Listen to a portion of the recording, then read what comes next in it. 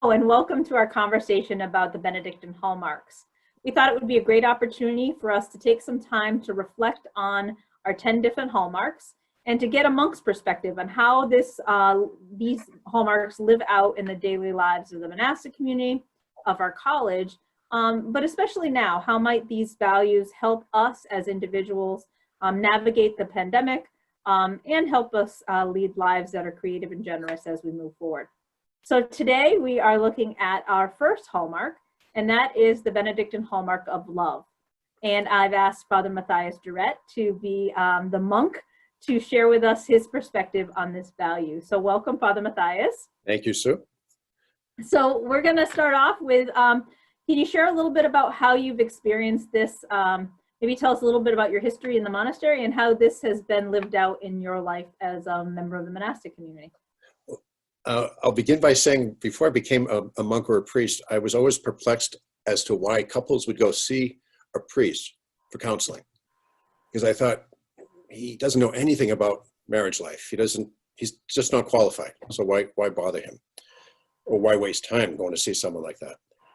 And in my 32 years of being a Benedictine, and not as long as being a priest, I've come to realize that it's a wonderful resource if the person living that way of life, I think, is living it to its full advantage and living it fully, because it's all about commitment, and it's promises, but it's promises to the unknown, and also having a lot of faith and trust, not only in your quote partner, but in God. If God is not a part of that equation, it's not going to work.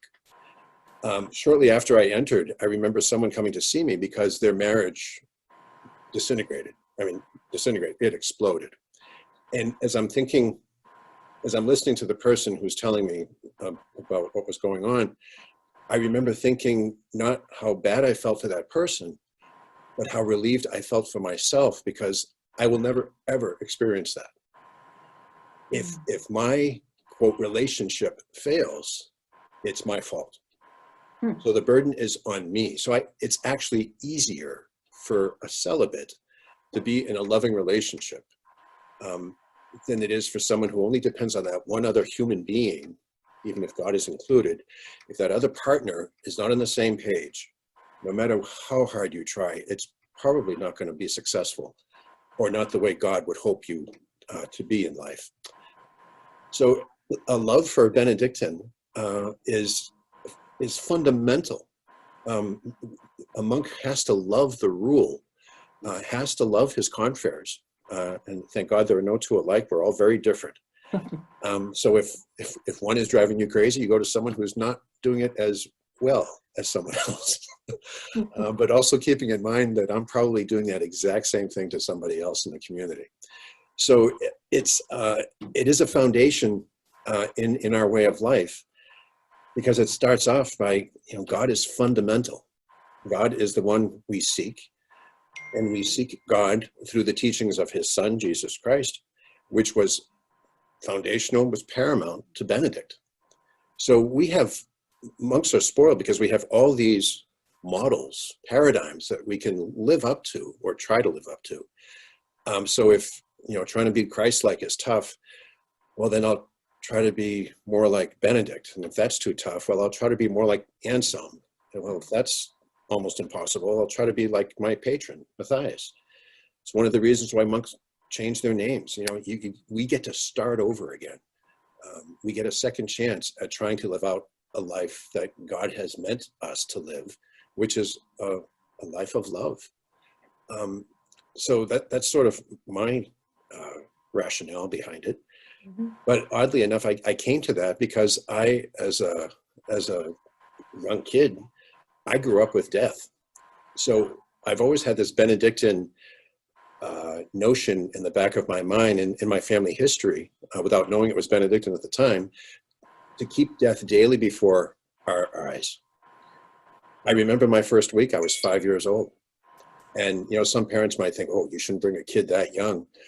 It was an uncle that I loved. It was my father's brother. Mm-hmm. And I remember being there, being a little freaked out. I was 5 years old and I remember this, so it had an impact on me. but it didn't give me nightmares. I just remember seeing my other older relatives, like my dad and his siblings, grieving, but in a healthy way, and sharing stories about the deceased uncle. And, and I'm 5 years old. So I wasn't freaked out by it at all. That was the pattern growing up. I had aunts who died, great aunts, great uncles, and we would always go to the funerals. There was always a God angle to this.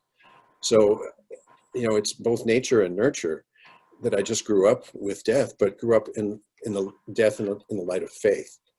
So it was always sad, but it was not ever dreaded. It was never feared, I guess, is the word. So what that has done is it made my relationships that I have with people extremely precious. I don't leave anything unsaid and hopefully undone, so that if I die in my sleep, those people will know that I loved them. Not that they were good friends of mine. It goes beyond that.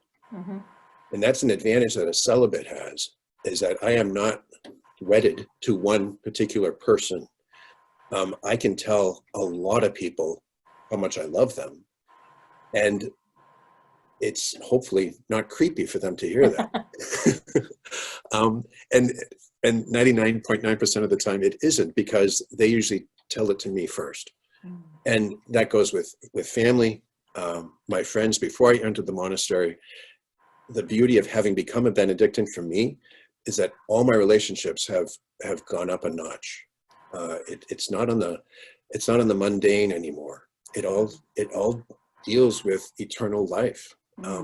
They all know that I'm so happy to be here, and they know what I'm doing, and they've seen the change that it's made in my life, and it's made me closer to all of them without draining me. If anything, it puts me on fire.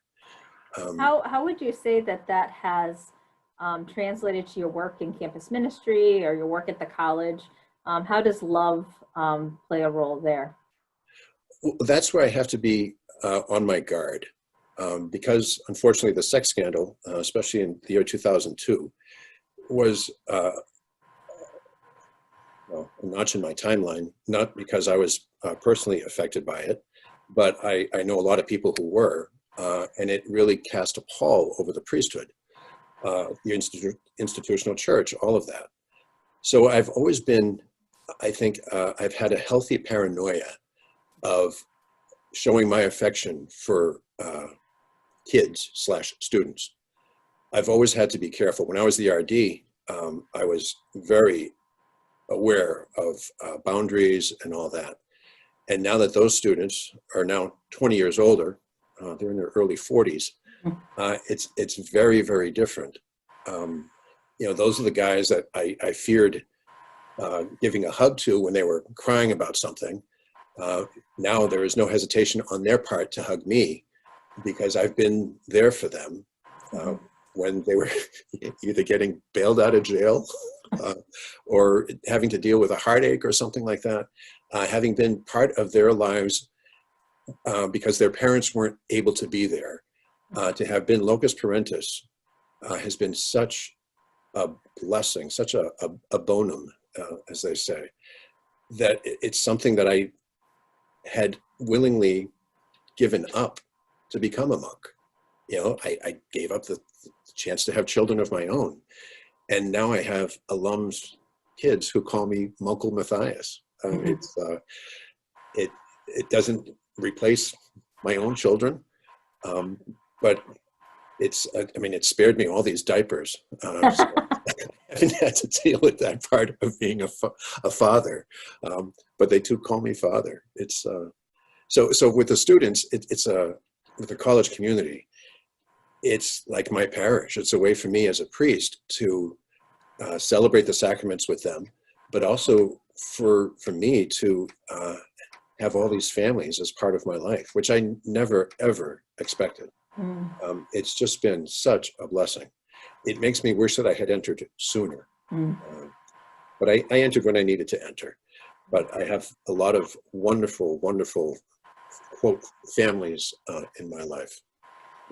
how would you advise people to use this charism, this value of love, and the way in which it's demonstrated in the Benedictine life? How would you recommend people use that amid this challenging time and moving forward just in their lives?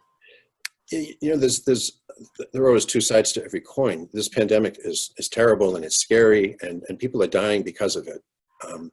But it's a small percentage of people who are dying from this, and we can't forget that. But we shouldn't dwell on that either. Yeah, people are getting sick, and they're getting very sick. But the outpouring of care, concern, prayers, assistance has just been incredible. And not just, well, especially here at St. A's, because that's what we do.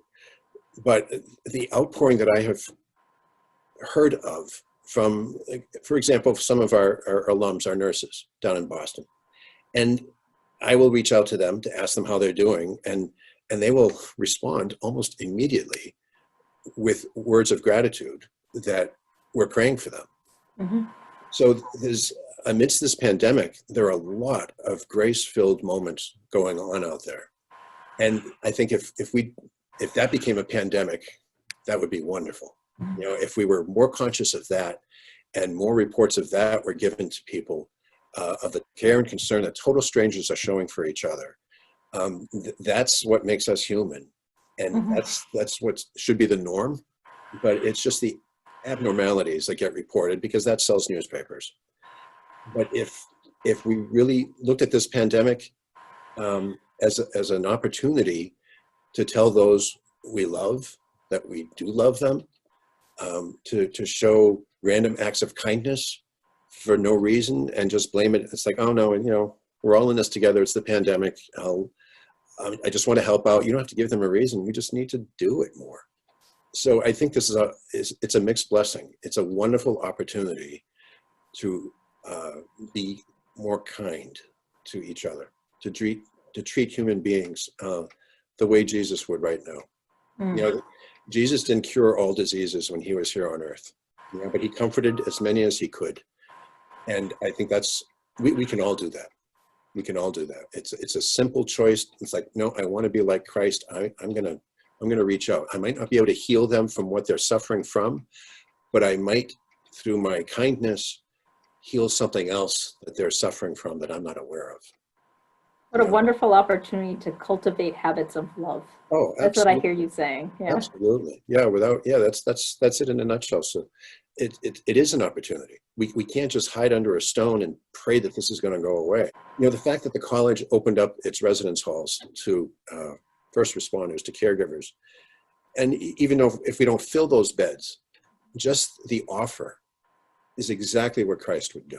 Mm-hmm. You know, so it makes me even more proud of this place because that decision was made, and it wasn't done for publicity's sake. It was done out of humanity's sake.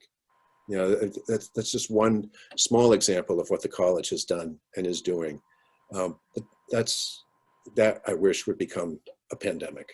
I hear you. I'm with you. Any last words before we sign off?